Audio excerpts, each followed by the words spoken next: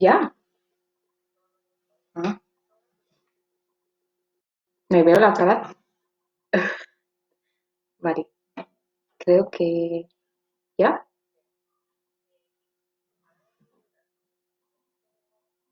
Vale,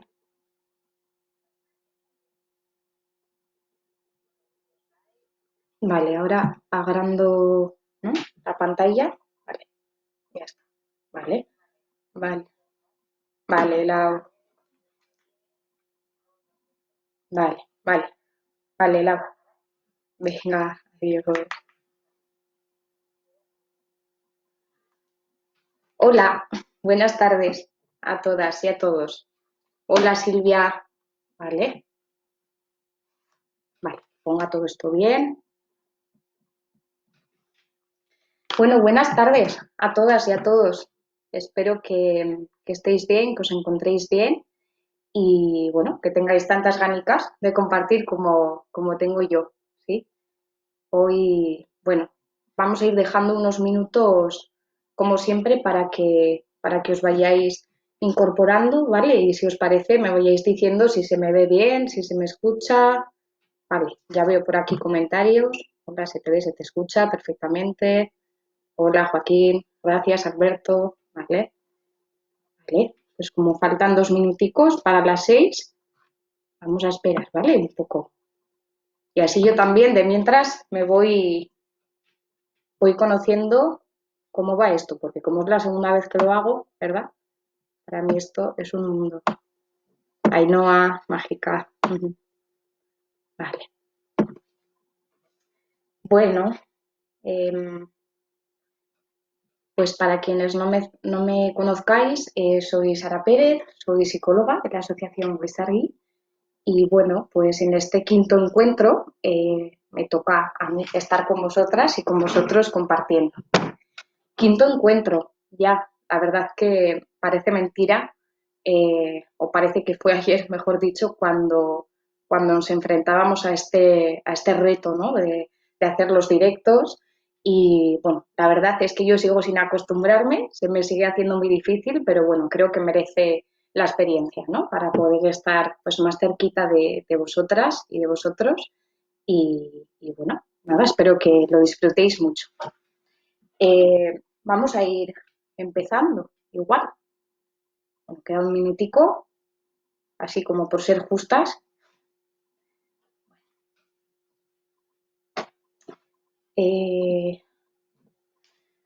sí, vamos a ir empezando. Ya está, ya son las 6.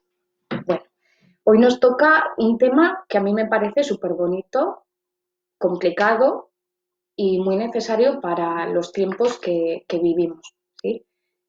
Sobre todo en estos momentos tan difíciles y tan críticos que nos está tocando vivir. Le he titulado, o le hemos titulado, Nuestras emociones, las brújulas. Planteando o trabajando el tema de hoy, me venían así como varias reflexiones, ¿no? Me venían varias imágenes, varias palabras, y entre ellas me venía la palabra crisis, me venía la palabra emoción, me venía la palabra necesidad, porque ¿quién en una crisis no ha necesitado orientación y dirección? Y también me venía la palabra brújula, de ahí un poco el título, ¿no? Quizás por ir calentando motores, por ir calentando corazón, mente y cuerpo, voy a empezar este encuentro con una reflexión que, bueno, que a mí me venía, ¿no?, y que me apetece compartir con vosotras y con vosotros. Mm, la situación que estamos viviendo hoy en día, derivada por el COVID, por el virus, es una situación de crisis, una situación que ha generado un gran impacto en nuestra vida, ¿no? Generando muchos cambios en nuestra forma de vivir, en nuestra forma de estar, en nuestra forma de sentir, en la forma de relacionarnos. Las noticias van cambiando cada hora, y nos acompañan emociones de crisis, ¿no?, que llamamos emociones como el miedo, la ansiedad, la angustia, la preocupación, el aburrimiento, emociones muy duras, muy dolorosas y muy intensas de vivir. En este sentido, creo que el virus, de alguna manera, o esta crisis social, global, humanitaria que estamos viviendo, ha dado justo en el talón de Aquiles de esta sociedad, ¿no? Una sociedad que está un poco enfermita o está un poco malita porque, bueno, creo que sí, que estamos en un ritmo frenético del hacer, que nos cuesta mucho parar, que no toleramos mucho el aburrimiento, una sociedad que se frustra fácil, una sociedad que, que tiene serias dificultades en el dejarse sentir, una sociedad tremendamente evitadora, una sociedad sentipensante, como decimos en Goizargui, es decir, que intelectualiza todo lo que siente, que le cuesta mucho pararse a sentir, en una sociedad que vive en la anestesia y en la distancia emocional, una sociedad que tiende a vivir en la seguridad, en lo fijo, en lo estático, y que le cuesta mucho salir de ahí. Fijaros que todas estas emociones de la crisis o de crisis que he comentado, de alguna manera se corresponden un poco con lo que estamos viviendo, ¿no? Por eso digo que de alguna manera el COVID, el confinamiento nos da en estas teclas, está pulsando justo nuestras emociones más o nuestros estados más vulnerables, ¿no? Eh, Además, las personas que estamos o que estamos viviendo un duelo en este momento, afrontamos una doble crisis. Porque, claro, vivir el duelo también nos conecta con la vulnerabilidad, también nos conecta con el miedo. El duelo es una experiencia que de alguna manera nos hace sentir mucho descontrol o mucho desborde. Y yo creo que esta situación de crisis y el duelo tienen algo en común, ¿no? Y es ese proceso de adaptación al que de alguna manera nos vemos sometidos, ese proceso de adaptación, ese proceso de búsqueda de significado. Así que, bueno, me venía un poco todo esto, ¿no? La importancia de poder pararnos a reflexionar en esto que nos está pasando. Hay un terapeuta que yo admiro y que quiero casi sin conocer, que se llama Guillermo Borja, y que dice que lo que más aterra al ser humano es caer en una crisis, ¿no? Porque una crisis pone de manifiesto o pone en evidencia de alguna manera todo lo que está irresuelto, ¿no? Todo lo que está inconcluso, la dependencia, la necesidad y la carencia. Fijaros que la situación social que estamos viviendo se corresponde con esto que dice, ¿no? Y el duelo también. Y nos invita de alguna manera, y bueno, yo también, eh, a que nos debemos estar en la crisis, ¿no? Puede sonar así como muy atropellado, muy impactante, pero es la crisis misma la que nos aporta las herramientas o los recursos que nos van a permitir sanar, que nos van a permitir curarnos, ¿sí? Es el precio que tenemos que pagar, por decirlo de alguna manera. Bueno, toda esta intro seguramente para deciros nada nuevo, ¿no? Nada que no sepáis, para deciros que efectivamente sí, estamos viviendo una crisis social, pero también una crisis interna, ¿no? Una crisis muy profunda que va más allá. Y creo que en nosotros, en nosotras está la capacidad y el poder de decidir aprovechar esta crisis para replantearnos, para reconstruirnos, para curarnos y para aprender, o seguir funcionando bajo estructuras que ya no nos sirven, que se han quedado viejas y por lo tanto obsoletas, y desde las cuales se nos va a hacer muy complicado caminar y construir algo nuevo, ¿no? Al final yo creo que si la crisis tiene algo chulo o tiene algo bonito e interesante es esto, que nos permite aprender. Así que quizás ahora se empiece a entender un poquito mejor el título, ¿sí? Porque, bueno, creo que al sentirnos, al pararnos, al reflexionar, perdón, en todo lo que estamos viviendo, vamos a encontrar las herramientas para poder afrontarlo, para poder vivir mejor. Así que vamos a ello.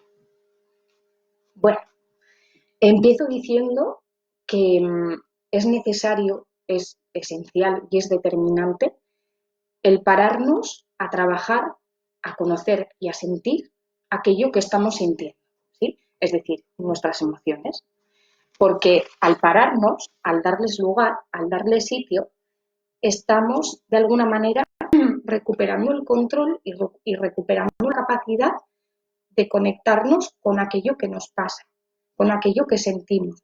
Y por lo tanto, estamos conectando y estamos recuperando la capacidad de manejarlo, ¿sí? Y de afrontarlo de una manera sana, claro. Eh, tanto la situación actual que estamos viviendo como la muerte de un ser querido, como he dicho antes, tiene dos cosas en común. Una, que supone un proceso de adaptación en el que yo tengo que ir haciendo cosas para ajustarme a la realidad, para ir encontrando sentido, para ir sintiéndome mejor. Y también tiene en común que es una situación de mucho desborde, de mucho descontrol emocional, ¿sí? Donde las emociones son tan intensas que sentimos de alguna manera que no vamos a poder con ellas, que se nos van a ir, ¿no? O que nos vamos a fugar. Entonces, es importante reconocer o es importante sentir y pensar que tenemos que pararnos, ¿sí? Este encuentro tiene un poco también ese objetivo, el poder pararnos. Bueno, eh, antes de continuar, también me gustaría recordar que tanto los procesos emocionales que suponen una crisis como las propias emociones son totalmente subjetivas. Son procesos, y las emociones también, totalmente intransferibles y exclusivas, ¿sí? ¿Esto qué quiere decir? Pues que no hay dos emociones iguales, ¿sí? Al igual que no hay dos procesos de duelos iguales. Es cierto que al final todos sentimos tristeza cuando alguien muere, pero seguramente mi tristeza no sea igual que la tuya, ¿sí? Comparten el nombre, pero seguramente no comparten el significado ni comparten la intensidad. Esto es importante porque, aunque parece muy de cajón, lo cierto es que en la práctica se nos olvida y empezamos a hacer cosas raras y a enredarnos como a compararnos, ¿no? Mi dolor es más grande que el tuyo, mi tristeza es más grande que la tuya. Entonces, ahí empezamos como a pensar en debería sentir, ¿no? Empezamos a pensar y a sentir en términos de mejor o peor y debería, ¿sí? Eh, el otro día, hablando con una paciente a la que aprecio un montón, eh, ella me decía, ¿no? Bueno, yo le pregunté, ¿y cómo te sientes?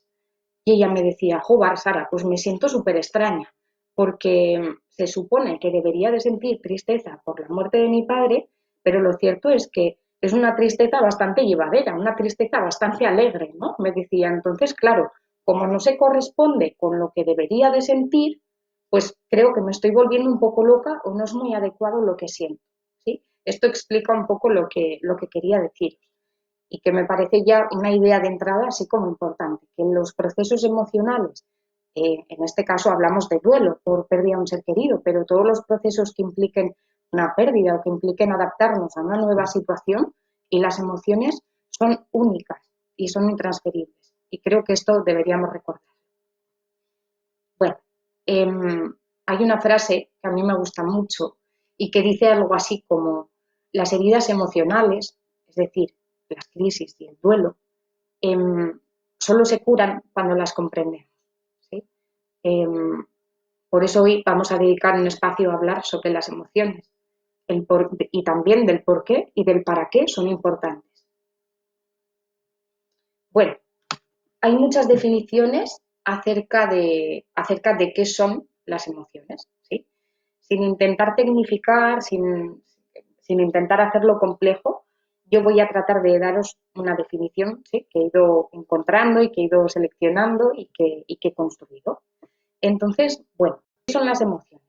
Las emociones son reacciones de nuestro organismo que nos aportan la energía necesaria para poder llevar a cabo una acción.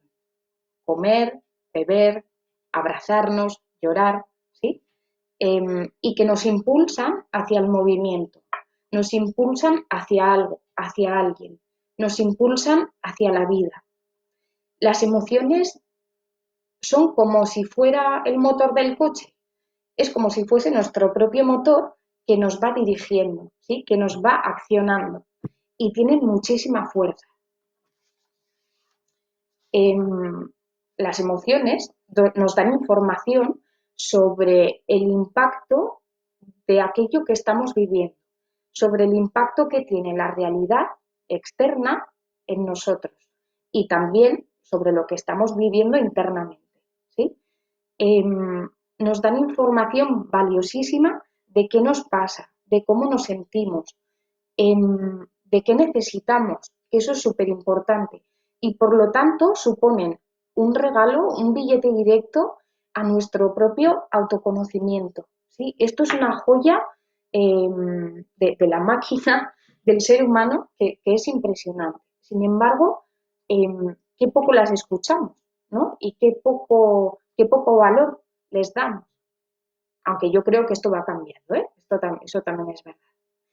Así que tenemos que trabajar en reconocer, en identificar qué es eso que nos pasa, qué es eso que estamos sintiendo, porque cuando lo hacemos, cuando lo vayamos a hacer, podremos gestionarlas más fácilmente, podremos hacerlas más digeribles, podremos hacerlas figura y desde ahí podremos manejarlas y afrontar mejor, ¿sí? Cuando hablamos de gestión emocional, hablamos de esta parte de gestionar y de regular las emociones. ¿Para qué? Pues para poder vivir más acordes a nuestra necesidad, para poder estar más serenos y por lo tanto más felices, ¿sí? Aquí me viene una imagen que es un triángulo, ¿sí? Y que cuando yo hablo de regular las emociones y de estar más acordes, significa en que ese triángulo en el que las tres puntas tienen que ver con el pensar, con el sentir y con el hacer, significa que hay un significado, que hay una coherencia, que hay un orden entre esos tres puntos, ¿sí? Entre esas tres áreas. Entonces, bueno, aquí os propongo un ejercicio que tiene que ver con cómo voy yo en esos tres niveles, ¿no? ¿Qué tanto ordenados, qué tanto coordinados, qué tanto de coherencia tienen entre ellos, ¿sí? ¿Cómo está mi mente, cómo está mi pensamiento, cómo está mi emoción y cómo está mi hacer, ¿sí? ¿Tiene coherencia? Porque muchas veces yo pienso una cosa, siento otra y hago otra. Y cuando se produce ese desajuste, es entonces cuando empezamos a sentirnos mal, cuando aparece la ansiedad, cuando no hago lo que necesito, sino lo que debo, que ese es un lenguaje muy de cabeza, ¿sí? Creo que este es un buen ejercicio y a mí, por lo menos, en mi día a día, a nivel personal, me ayuda un montón. De hecho, para mí, esta es una brújula, ¿sí? De mis emociones. En el momento en que yo detecto, y para eso me tengo que parar, tengo que observar, tengo que darme cuenta e identifico que hay una alteración en eso, empiezo, uy, ¿no? Ya me doy cuenta y digo, uy, Sara, ya te estás yendo, ¿no? Bueno, ya te estás fugando. Bueno, os lanzo este ejercicio por si os ayuda. Vale, vamos a seguir continuando. ¿Cuáles son nuestras emociones? Bueno, aquí muchos autores o muchos estudiosos, ¿no? del tema de las emociones hablan de que hay 6 emociones básicas, otros dicen que hay 7, otros dicen que hay 8. Bueno, yo voy a hablar o vamos a nombrar estas emociones básicas que son la alegría, el miedo, la tristeza, el asco, la sorpresa, ¿sí? Vamos a tener como en la cabeza estas, y el enfado, por supuesto, que se me olvida. De estas emociones básicas van derivando emociones y sensaciones mucho más complejas, ¿sí? Como la culpa, la soledad, la melancolía, la ira, ¿sí? Creo que es importante también como pararnos a ver cómo es en mí la tristeza, cómo es en mí el enfado. Porque ya hemos dicho al principio que cada persona vive las emociones de una manera totalmente diferente y a mí me parece un recurso así como potente el ver qué lenguaje tiene mi emoción, qué forma, qué color, qué textura, qué intensidad, ¿sí? Bueno, una pregunta que me venía y que siempre en consulta suele salir es la de, ¿hay emociones positivas o negativas? Bueno, a mi modo de ver, no es una definición que me guste y que ayude esto de emociones positivas o negativas, ¿no? Creo que es un lenguaje muy de la mente. una definición trampa, que digo yo, de nuestra cabeza, ¿no? Que todo tiende a dividirlo, que todo tiende a romperlo entre arriba, abajo, izquierda, derecha, bueno, malo, blanco, negro. Bueno, el mundo de las emociones no funciona así, no tiene valencia, ¿no? No tiene positivo o negativo. Creo que lo más sano o lo que más se ajusta a nuestra naturaleza de las emociones es hablar de emociones adaptativas o desadaptativas, si se quiere, emociones sanas o menos sanas. ¿Sí? Creo que es mejor esta definición. Porque si decimos que hay emociones positivas o negativas, ya de alguna manera estamos creando juicio, ¿sí? Y desde ahí, desde el juicio, se desencadena un malestar, ¿sí? Porque, claro, es cierto que hay emociones más agradables que otras, pero si nombramos las negativas, que son la tristeza, el miedo, la culpa, de alguna manera ya estamos como tiñéndolas de que son incómodas, malas, de que están mal, ¿no? Y claro, ¿quién quiere sentirse mal? Pues nadie. ¿Quién quiere transmitir mal? ¿Quién quiere quedarse ahí? No sé si me estoy explicando, ¿sí? Pero creo que cuando asociamos, y por eso el lenguaje es tan importante, porque esconde una actitud detrás de él, cuando asociamos la tristeza con estar mal, de alguna manera lo que estamos haciendo es rechazar la propia emoción, ¿no? Eh, Estamos haciendo ajeno algo que es humano, estamos desnaturalizando y no normalizando algo que es normal y que es natural y que es la tristeza. Cuando estamos, perdón, cuando estoy en consulta y le pregunto a una persona cómo te sientes, eh, la respuesta casi siempre suele ser mal. Y yo le pregunto, ¿y qué es mal? Porque mal o bien no da información de cómo estás, ¿no? Entonces ahí me odian un poco porque les obligo a pensar, les obligo a sentir de alguna manera, y es entonces cuando dicen triste. Y ahí empieza un poco el trabajo. ¿Y estar triste es estar mal? Creo que esto es importante y que también es una brújula eh, para darnos cuenta de qué nos pasa cuando sentimos tristeza, cuando sentimos enfado, cuando sentimos culpa, ¿sí? Por lo tanto, vamos a decir o vamos a mirar, vamos a hablar, vamos a comprender que todas las emociones son sanas, todas las emociones las necesitamos para vivir. Todas las emociones son humanas, son naturales y creo que es la intensidad de las mismas y la capacidad de actuar o de ajuste a la realidad lo que hace que nos sintamos mal. Es, mira, un introyecto que tengo ahí, que nos sintamos con dolor, que nos sintamos con mucho dolor, ¿no? Creo que es esto, la intensidad y la capacidad de ajuste de la emoción a la realidad. Todas son necesarias para vivir, ¿sí? De hecho, gracias a ellas seguimos viviendo aquí en el siglo XXI. Vamos a decir que todas las emociones nos orientan hacia nuestra necesidad, nos orientan hacia nuestro deseo, nos orientan hacia aquello que necesitamos. Vamos a hablar de que todas son adaptativas, porque nos ayudan a afrontar la realidad que estamos viviendo, porque nos van guiando. Vamos a decir que todas nos hacen aprender. Vamos a decir que todas nos señalan la importancia de aquello que vivimos desde el impacto. Y vamos a decir que todas nos enseñan a priorizar, ¿no? Un ejemplo muy tonto, quizás, pero cuando yo estoy triste, no me apetece salir por ahí de fiesta. Me apetece quedarme en mi casa, acurrucada, guardando energía, ¿no? Como metiéndome hacia adentro. Significa que el cuerpo está priorizando nuestra energía, donde pone la energía, ¿no? En el movimiento o la pone más hacia adentro, ¿sí? Todas nos guían, todas son brújulas en un territorio que no conocemos y que aún nos resulta muy desconocido y que es nuestro propio mundo interior. ¿Os acordáis cuando he dicho que las emociones tienen mucha fuerza, mucha potencia? Bueno, pues es que, además de todo lo que os he contado, también tienen la capacidad de modular o determinar nuestra forma de percibir y de interpretar el mundo, ¿sí? Las emociones a veces son como gafas. Si yo me pongo las gafas del miedo, voy a interpretar seguramente todo lo que viva como una amenaza. Si yo me pongo las gafas de la rabia, seguramente voy a interpretar todo lo que viva o voy a vivir o voy a sentir mucho asco o mucha distancia, ¿sí?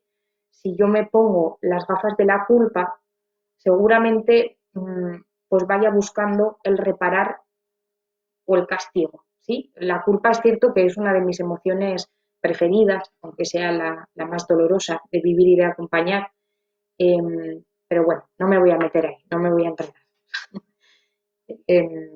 Bueno, brevemente vamos a hablar de las funciones de las emociones, ¿sí? Esto la verdad quedaría como para otro monográfico. He escogido las más básicas porque creo que tenemos que empezar por lo sencillo, ¿no? Porque a veces lo sencillo resulta lo más complicado. Así que, bueno, vamos a ir. El enfado. ¿Qué función tiene el enfado? ¿Cuál creéis? Bueno, el enfado es una emoción que tiene muchísima fuerza y que nos informa de que algo nos está incomodando, de que algo nos está molestando, de que algo no va como necesitamos que vaya, ¿sí? Y es entonces cuando ponemos en marcha una serie de recursos para defendernos, ¿sí? Para poner un límite. Nos invita a atender qué es eso que no nos sienta bien, ¿sí? Algo que conectaba o algo que me venía cuando estaba preparando la charla, quizás porque lo tengo muy reciente, es el enfado de las personas o de muchas personas que están viviendo un duelo cuando dicen, joder, Sara, es que me enfada un montón que personas que yo creía cercanas, que personas que podía que podía ponerles el nombre de amigas o de amigos, no me están llamando. Siento joder, que no se están preocupando por mí, ¿no? Pues no se piensen que les voy a llamar yo. Bueno, sin querer meterme mucho, cuando hemos escarbado en este enfado, realmente lo que había era una necesidad de pedir apoyo, una necesidad de acompañamiento, una necesidad de seguridad, una necesidad de calor, ¿no? ¿Qué es lo que quiero decir con esto? Que las emociones, en este caso el enfado, nos señala qué es lo que necesitamos, ¿sí? En este caso necesitamos refugio. ¿Sí? Lo que pasa que a veces, como no escuchamos el enfado, pues no nos damos cuenta de lo que realmente necesitamos, ¿sí? Bueno, el miedo. El miedo. El miedo nos informa de una amenaza, ¿sí? O de un peligro potencial al que estamos sometidos o al que estamos cerca, ¿no? Nos invita, nos invita a mirar, nos invita a ser cautelosos también, a ser prudentes con aquello que hacemos y también nos invita como a tomar distancia y a protegernos, ¿no? de ese posible daño. El miedo, de alguna manera, lo que nos invita a hacer es a atender nuestra seguridad, a protegernos, a construir defensas. Es necesario también el miedo. Es cierto que el miedo puede paralizar, puede bloquear, ¿no? Pero bueno, aquí estamos hablando como de las funciones más básicas. La tristeza. La tristeza nos informa o nos invita también de alguna manera a tomarnos un tiempo para procesar, para digerir, para asimilar una pérdida. Nos invita a hacer inventario de las cosas que hemos perdido. Nos invita de alguna manera también como a utilizar esa energía para poder reconstruirnos, para poder crear algo nuevo. También nos invita a limpiar a través de las lágrimas, ¿no? Nos invita a través del llorar a transitar ese dolor. Nos invita a meternos hacia adentro, la tristeza, a guardar energía. La alegría nos informa de que estamos conectadas al placer, nos invita o de alguna manera nos informa de que estamos contentas, de que estamos satisfechas, nos conecta con el compartir, con la expansión, ¿sí? Con la energía de vida. Bueno, Bueno, y por nombrar una emoción compleja, eh, que como he dicho creo que es la más difícil de vivir y de acompañar por el dolor que supone, es la culpa, ¿no? La culpa, cuidado, ¿no? Con la culpa. Si está desajustada, si es muy intensa y además está muy desajustada, puede llegar a ser muy desestructurante para la persona, puede hacer mucho daño. Sin embargo, si la vamos trabajando, si la vamos ajustando, si la vamos adaptando, si la vamos comprobando en la realidad, ¿no? Tiene que ver mucho, me refiero a que tiene que ver mucho con la culpa, con la responsabilidad, ¿no? Bien con el exceso de responsabilidad o con la carencia.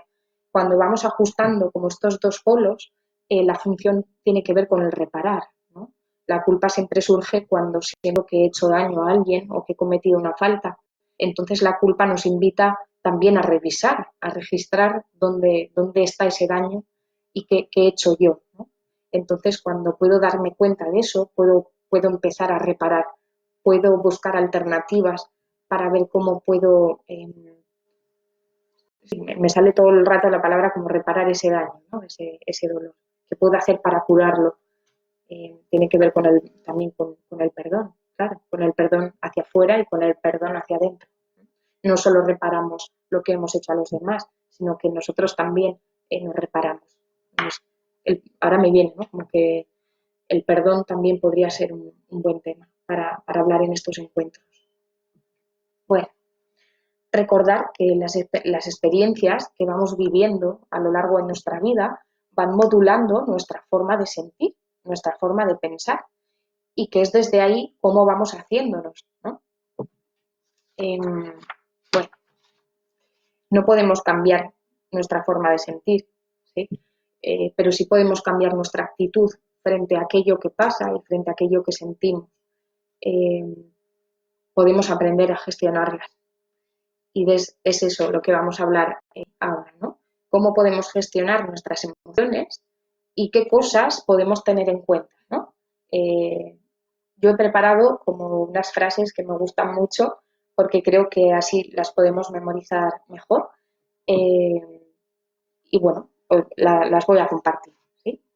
Bueno, las emociones y los procesos de crisis, como la situación que estamos viviendo o los duelos que implican una muerte o que implican cualquier tipo de pérdida, tienen forma de montaña rusa. Seguramente esto nos lo habréis escuchado un montón, pero si insistimos en ello es porque es importante, ¿sí?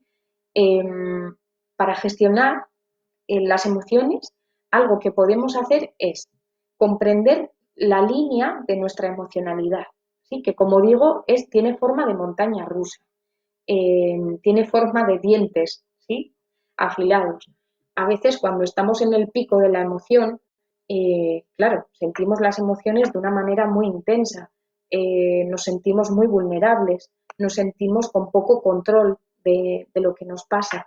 Y claro, estar ahí es muy difícil, es muy doloroso. Sin embargo, algo que ayuda, al menos desde mi experiencia, es el sentir y es el pensar que estoy en un pico, ¿sí? Y que tengo que hacer cosas, tengo que hacer tareas, tengo que ayudar al cuerpo, tengo que ayudar al corazón y tengo que ayudar a la cabeza para poder ir bajando, ¿sí? Generalmente, y pongo un asterisco, no podemos vivir en un pico de dolor, ¿sí? Porque nuestro cuerpo no lo sujetaría. Así que eso es algo que a mí por lo menos me tranquiliza mucho. El normalizar esta montaña rusa, ¿sí? Quedaros con eso. Otra cosa que también ayuda a regular nuestras emociones es darnos el permiso de sentir y vivir las emociones tal y como son, sin querer alterarlas, sin enjuiciarlas, ¿sí?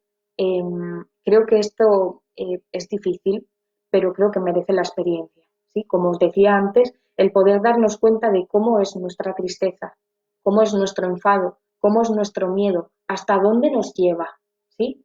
Y dejarnos ahí en aceptar las emociones, aceptar que no hay emociones positivas o negativas, aceptar la vulnerabilidad a la que a veces nos vemos sometidos por esa tristeza, por ese dolor.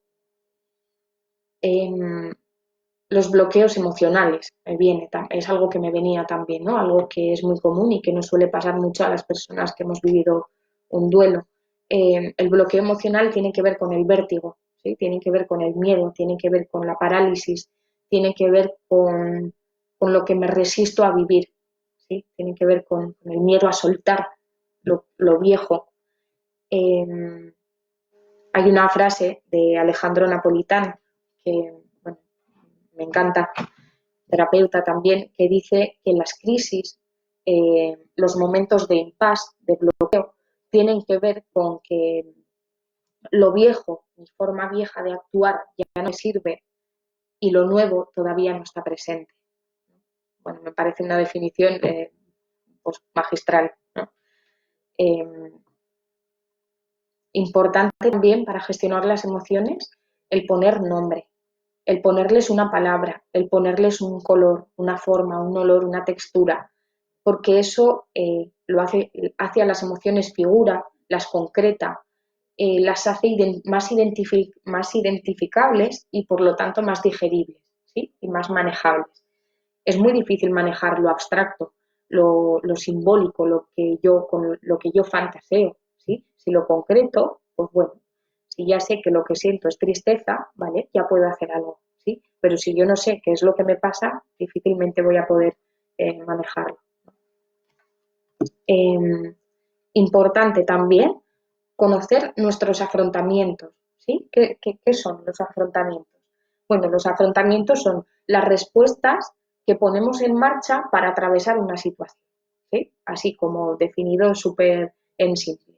Son las estrategias que utilizamos para sobrevivir, que tienen que ver con el atacar o el defender, que tienen que ver con el huir, que tiene que ver con el bloquearnos o paralizarnos o que tiene que ver con el afrontar, ¿sí?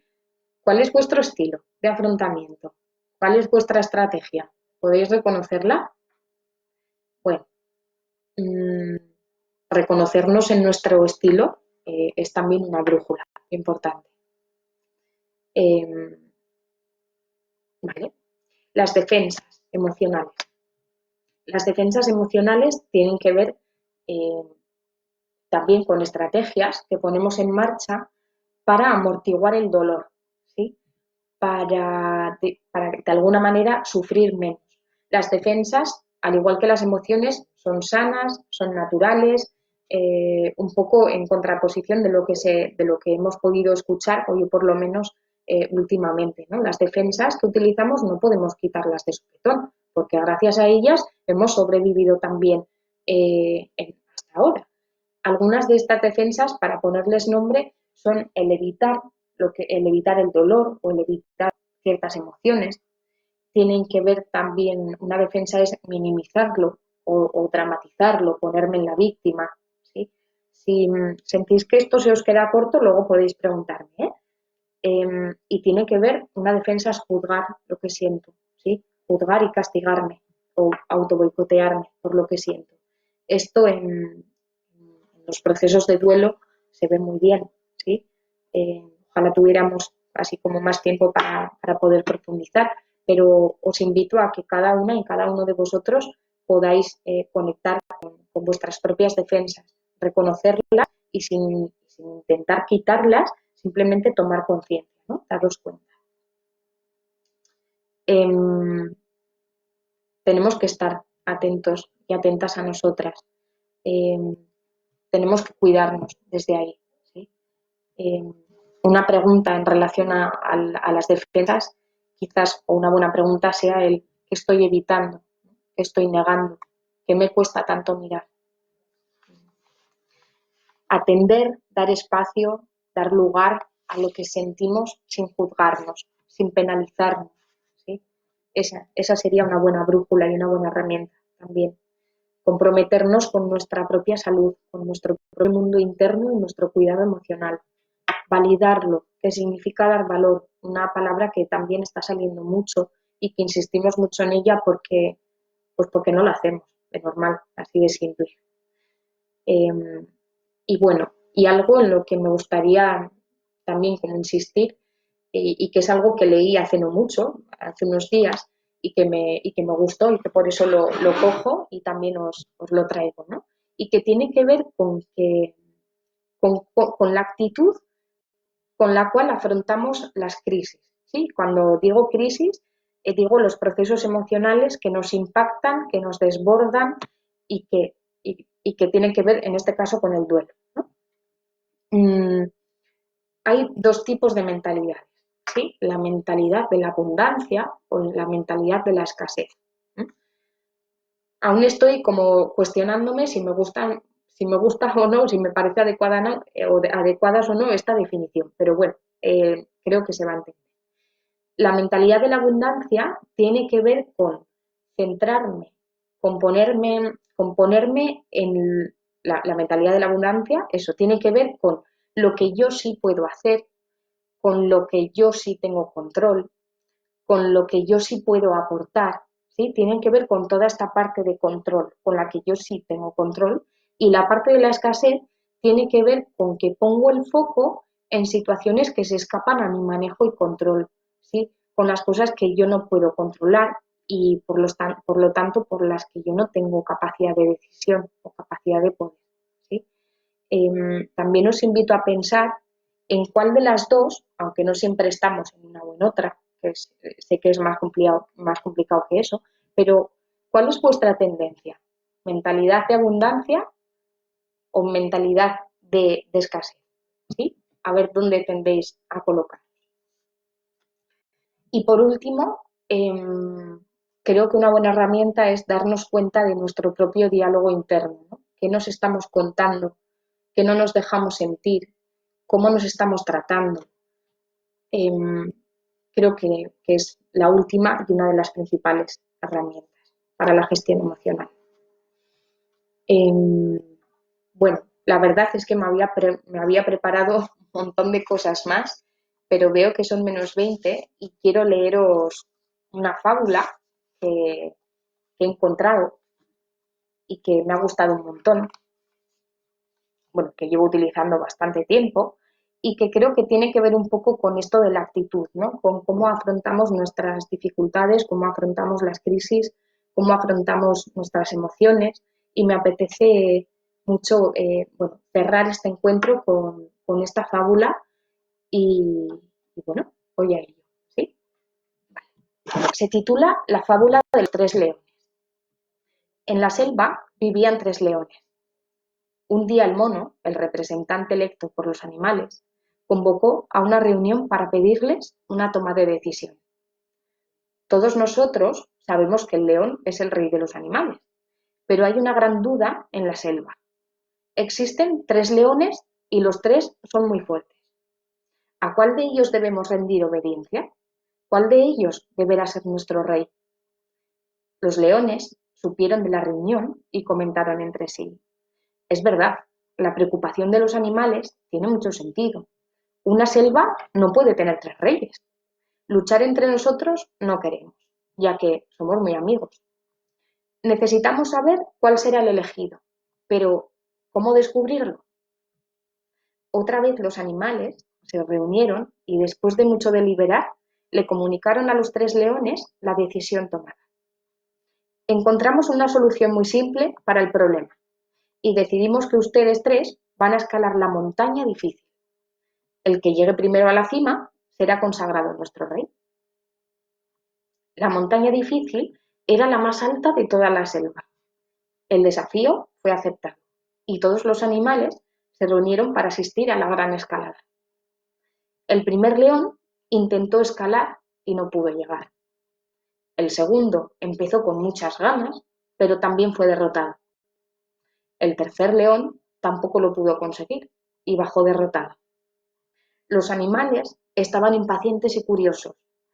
Si los tres fueron derrotados, ¿cómo elegirían el rey? En ese momento, un águila, grande en edad y en sabiduría, pidió la palabra. Yo sé quién debe ser el rey. Todos los animales hicieron silencio y la miraron con gran expectativa. ¿Cómo? Preguntaron todos. Es simple, dijo el águila. Yo estaba volando bien cerca de ellos, y cuando volvían derrotados en su escalada por la montaña difícil, escuché lo que cada uno dijo de la montaña. El primer león dijo: montaña, me has vencido. El segundo león dijo: montaña, me has vencido. Y el tercer león dijo: montaña, me has vencido, por ahora. Pero ya llegaste a tu tamaño final y yo todavía estoy creciendo. Mañana volveré. La diferencia, completó el águila, es que el tercer león tuvo una actitud de vencedor. Cuando sintió la derrota en aquel momento, no desistió. Y quien piensa así, su persona es más grande que su problema. Él es el rey de sí mismo y está preparado para ser rey de los demás.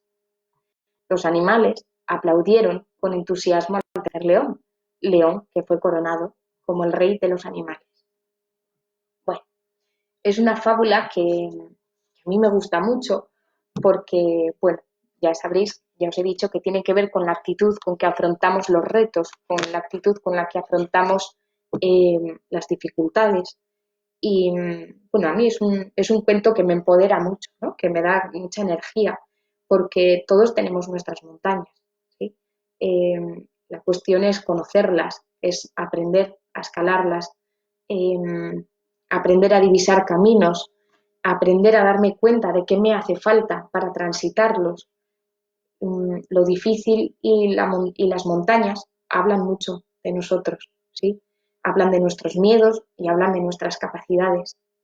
Y voy a terminar este encuentro con otra frase, que como os habréis dado cuenta soy muy de frases, que me gusta mucho y que se la dedico a muchas personas con las que tengo el privilegio de compartir en lo profesional y en lo personal, y que tiene que ver, y que es esta frase: no solo mates a tus demonios, sino hazles la autopsia para saber de qué se están alimentando. Gracias por escuchar y gracias por estar. Espero que hayáis como cogido cosas que os hayáis podido nutrir, ¿vale?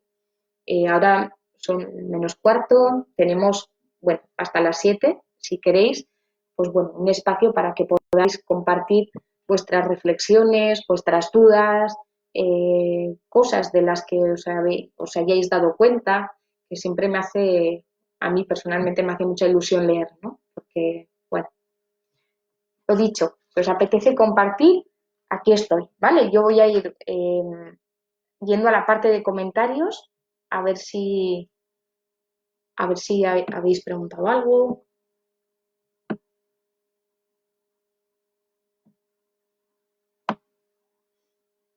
Vale.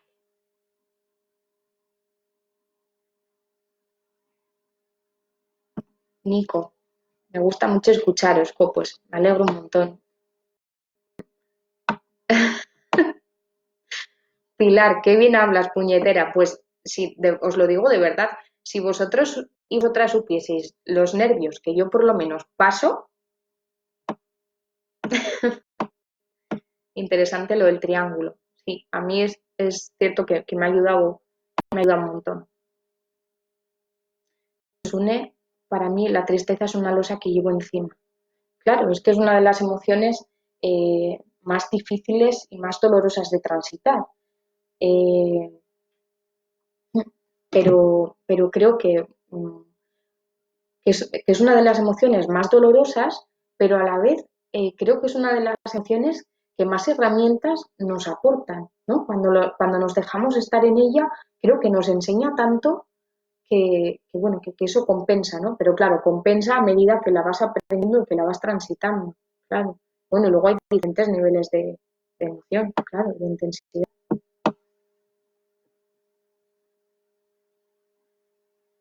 El enfado es necesidad de amor, el tasco.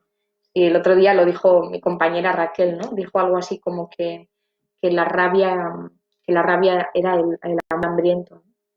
Y sí, es cierto que a veces cuando nos enfadamos lo que hay detrás es una necesidad de seguridad, de cariño, de apoyo. Eh, sí, a veces estaba conectando con una persona, ¿no? Que cuando pudimos escarbar, como he dicho antes, detrás del enfado, lo que realmente había detrás era un miedo al abandono increíble, ¿no? Y desde ahí ella se enfadaba, que se sentía muy chiquitita con muchas de las cosas que le pasaban, ¿no? El miedo no siempre es real, pueden ser muchas creencias que nos han metido o nos hemos metido desde pequeños. Por supuesto, Alberto. De hecho, esta es la parte que no me ha dado tiempo a hablar, ¿no? Pero las emociones tienen como 5 caminos o 5 vías, que una es la cabeza, ¿sí? Entonces, claro, pensamiento y emoción muchas veces van unidos. Eh, los introyectos, que son creencias que hemos ido mamando desde de nuestra infancia y que las hemos asumido así porque sí, sin cuestionarlas muchas veces, claro, de alguna manera nos dan como el marco para sentir, ¿no?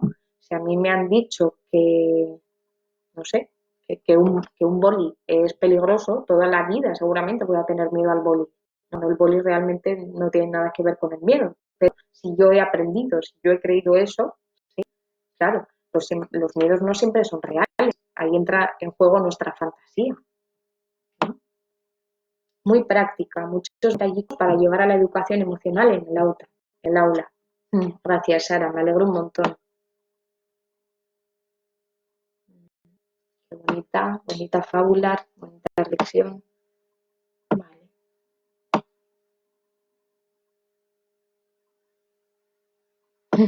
Gracias, Bea.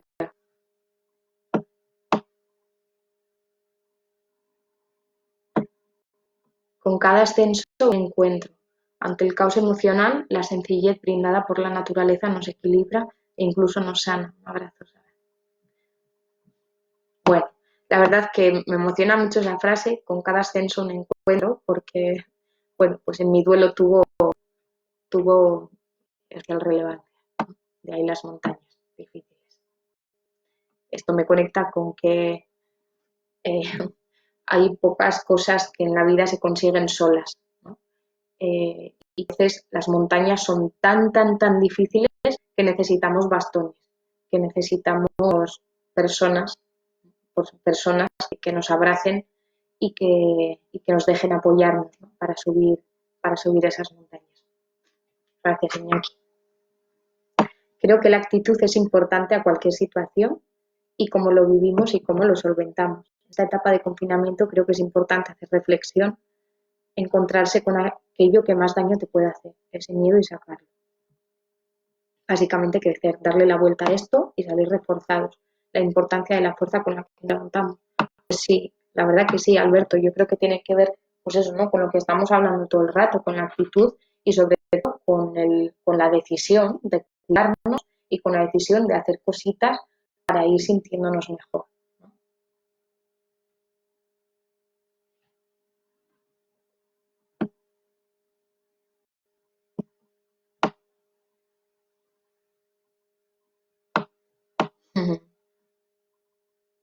Vale. Bueno, voy a dejar un poquito más a ver si preguntáis algo más.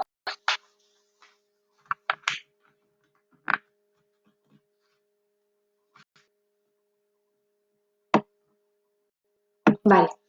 Me pregunta mi compañera Laura, bueno, gracias Sara, ¿puedes darnos alguna pauta para salir del bloqueo cuando uno no sabe ni qué siente y se siente bloqueado? Bueno, el bloqueo emocional perdón, el bloqueo mental es un reflejo del bloqueo emocional, ¿no? Ya hemos visto brevemente que pensamiento y emoción van unidos, ¿no? Y que a veces nos ayuda mucho el comprender que, que el bloqueo es una defensa, es una protección que nos ponemos, ¿no? Ante una situación que nos desborda. Un bloqueo que tiene que ver con la desconexión emocional, que de repente, ¡pum!, se cortan los circuitos emocionales y nos quedamos en shock, en paralizados. Y bueno, yo creo que el problema de los bloqueos no es que aparezcan de vez en cuando, ¿no? Sino que el problema viene, o la dificultad, mejor dicho, viene cuando aparecen cuando aparecen cuando no tienen que aparecer, cuando no son necesarios, ¿no? eh, a veces sabemos esos bloqueos, a veces sabemos de dónde vienen y otras veces pues no sabemos de dónde vienen, no podemos identificarlos. Entonces, bueno, algo que creo que nos puede ayudar mucho en estos bloqueos, en ese bloqueo, tiene que ver con el pararme, tiene que ver con el mirar hacia adentro, tiene que ver con el observar que siento, qué sensaciones hay en mi cuerpo y ir tirando de ahí, ¿no? Yo creo que el cuerpo es otra de las vías de las emociones y que nos hemos olvidado del cuerpo, ¿no? Que creo que es un vehículo que nos sirve para las necesidades fisiológicas más básicas, pero se nos ha olvidado que el cuerpo es la casa de las emociones y que las emociones tienen la capacidad de enfermar el cuerpo o de reforzarlo en su salud. Entonces creo que el cuerpo es un buen recurso, es una buena brújula para gestionar los bloqueos. El identificar qué sensación siento, qué emoción siento y desde ahí como ir pudiendo desgranar, ¿no?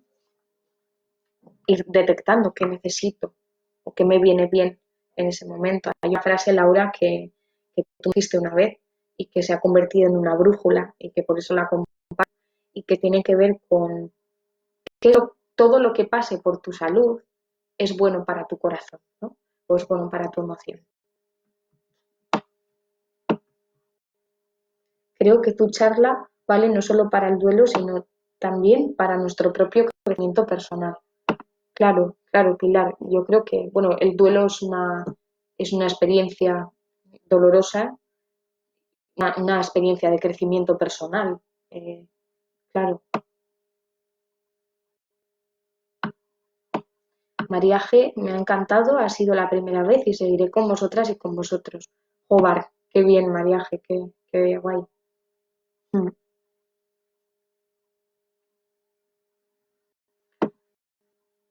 No sé si lo voy a pronunciar bien, pero Lois, gracias, me has ayudado a parar mi cabeza y ver claro que el enfado me estaba haciendo daño y a mí y a los más cercanos. Qué bien, Lois, qué bueno. Quizás eh, a ver, en este caso, si no sentimos, el camino sería hacer y pensar para caminar nuestros nuevos caminos, aunque rompamos el triángulo. Vale, Izaskun, no entiendo muy bien la pregunta, pero, pero bueno, a veces se trata más de sentir que de pensar, ¿sí? A veces intelectualizamos, racionalizamos las emociones y eso nos enreda mucho, a veces, no siempre, ¿sí? Eh, por eso, no sé si te ayudará, pero a veces se trata de sentir más que de pensar. Y a veces, claro que hay que cuestionar ese triángulo, ¿no? De cómo es mi forma de pensar, de sentir y de hacer. ¿Sí? Acuérdate de esa palabra de coherencia, de significado, de orden entre las tres. ¿Sí? Claro que hay que cuestionarla muchas veces.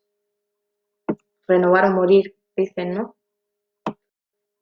Vale, vale. Me comenta Laura, recuerda que la semana que viene tenemos actividades nuevas, vale, y estaremos presentes todos los días. Vale, mañana colgaremos el cartel, vale, eso, y que pueden ver todos nuestros vídeos en YouTube. Pues gracias, Laura, porque se me había olvidado, vale.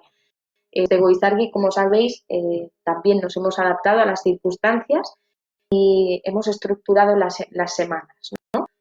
Los lunes, a partir de esta semana, siempre va a haber un testimonio de una persona que va a compartir su experiencia personal. Los martes, si no me equivoco, colgaremos un tipo de recurso o de actividad educativa. Los miércoles haremos una actividad como el yoga, la meditación consciente, la respiración consciente, alguna visualización, algo que tenga que ver con el desarrollo y el trabajo personal. Los jueves a las 6 son los directos, Facebook, y los viernes, cada 15 días, si no me equivoco, serán los encuentros entre familiares de personas que están acompañando a personas en duelo y también los encuentros abiertos para las personas que estáis viviendo un duelo. Vale.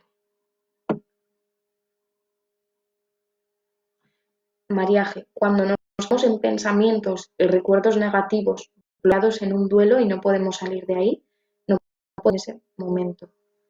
Claro, claro, tiene que ver con un bloqueo o tiene que ver con una defensa o tiene que ver con que nos estamos anclando a un recuerdo, a una sensación, ¿sí? Y cada persona tiene un ritmo, cada persona tiene un ritmo de digerir y, bueno, el duelo que tiene que ver con muchas despedidas, que tiene que ver con comprender que las cosas van a ser para siempre, ¿no?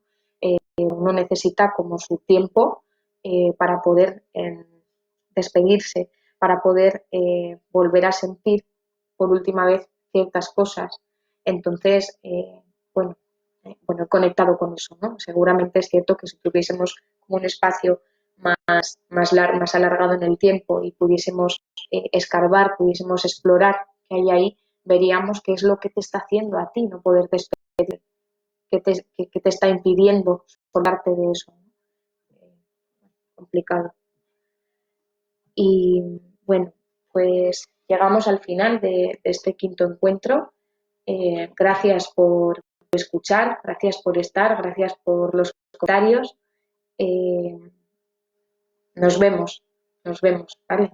Te mando un abrazo súper grande y que, que, pues eso, pues un abrazo muy grande. Adiós.